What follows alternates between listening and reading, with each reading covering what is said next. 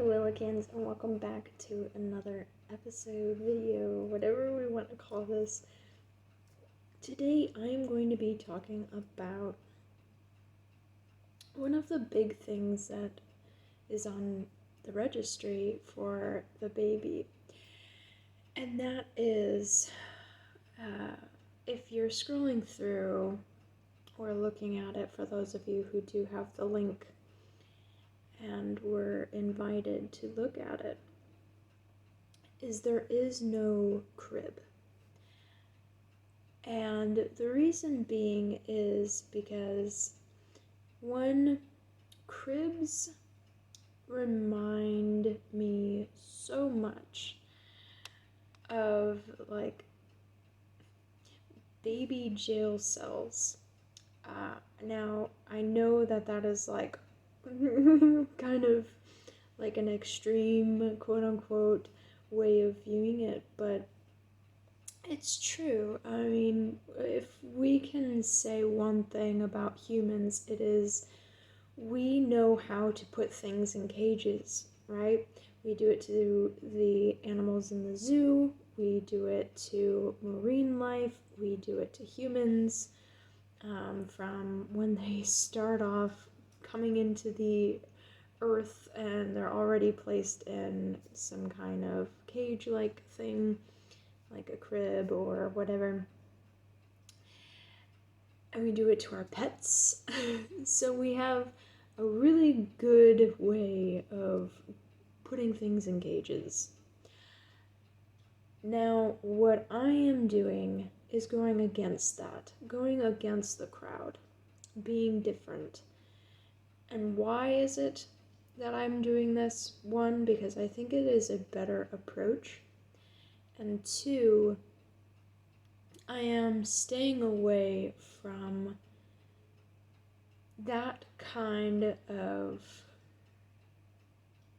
approach because I just don't find it to be beneficial, especially when the baby starts to learn how to pick themselves up, like get on their legs, and they start to explore. And I have had an experience where my sister fell out of her crib because she didn't want to be in it anymore. So, what am I going to do instead, right? That's the next question. Well, the answer is I am doing the Montessori floor bed style. And what this is a bed, essentially, on the ground, but it doesn't like, it's not just a mattress on the ground. It is like this cute little home like structure, representing that is their space and they are welcome to be in there because that is their room. Because we always, like, for some reason, especially a lot of moms put an emphasis on nurseries as being their room, and they have a lot of their stuff in there. But really, the baby should be able to learn and explore and grow in their environment, right? It should be a welcoming place for them. So in this way of thinking, where the bed is on the floor so they're not going to fall and injure themselves, and it's accessible for them, so there's not going to be things in there that will cause harm. So why is this a big thing? Why is it beneficial? Because these kinds of environments put an emphasis on being independent and hands-on learning, developing motor skills earlier on, because they're able to explore their environment on their own, which is great because that is encouraging these kinds of environments are encouraging that type of learning. Learn at their own pace, developing new skills, working out problems, and finding solutions, cause and effect. What happens if I do this? This happens. And there's just a lot more benefits that occur when we do a Montessori-like environment. So, for those that were wondering, and we're searching through, that is why there is no crib. It is a floor bed for the baby, and it will grow with them to, toddler size, maybe, a little bit older, depending on how long they can stay in that kind of a mattress.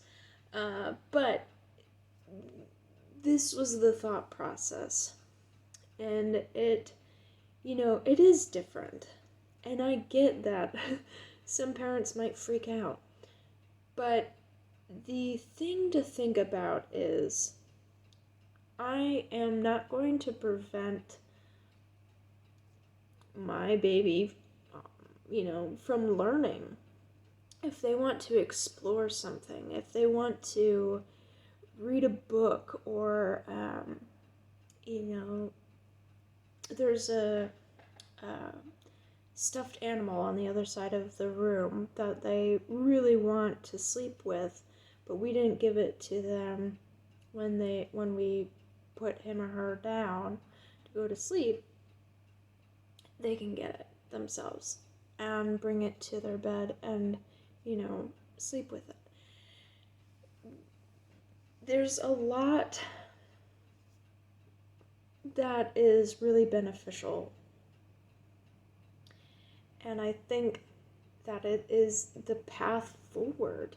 I really do. I think we have to kind of think outside of the norms sometimes, because what society has taught us a lot of the time isn't always right. It isn't always a positive impact. And for instance, I remember growing up, I wish I had more independence. I wish I had the ability to make my own choices instead of having choices be made for me. And that can look like many things, like, giving an option. You have option A or option B. Which one do you want to do? All of that is Montessori, right? Because you are putting a sense of independence, a sense of I have a choice in the matter. And that's what I find really important, because I didn't have that, and I want to let my baby have that, my infant have that, my teenager have that. I want them to be able to have that in their life, that they do have a choice. They do have a say, and their voice matters. And because when they are young babies, they don't have a voice quite yet, although they kind of do in a way of like crying and, that kind of thing. But as far as words go, they don't know how to yet speak and vocalize that. We can still give them an option, right? Like, this is your drawer, you can play with these items. Which one would you choose? Would you choose this item or this item? And, that kind of a thing. And they'll know what they'll want, because it's them. It's their ideas, their thoughts. And I just find that to be a really good way to think about that. So, anyways, thank you so much for watching, and I hope you watch the next one that will be coming up. And also hit that subscribe button and the like button, and I will see you all on the next one. Thank you so much for joining me today.